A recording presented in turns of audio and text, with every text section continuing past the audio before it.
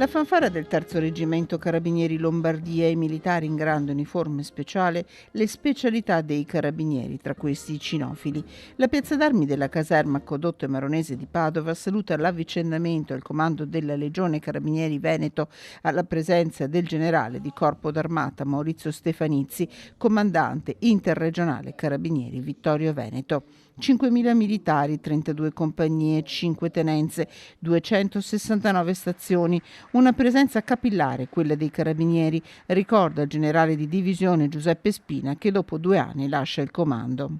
Ho conosciuto una realtà, quella veneta, straordinaria, vivace, scattante, scalpitante, e scenderò in Sicilia ad occuparmi delle responsabilità della terra della Sicilia, con riferimento agli aspetti di sicurezza e alla gestione degli assetti dell'Arma dei Carabinieri dislocati in quella regione. Un pensiero ai 438 militari feriti e in particolare al vicebrigadiere Marco Scuderi, ancora ricoverato dopo essere stato investito il 14 luglio a Padova da un uomo di 55 anni che si era presentato a casa dell'ex compagna nonostante un divieto di avvicinamento.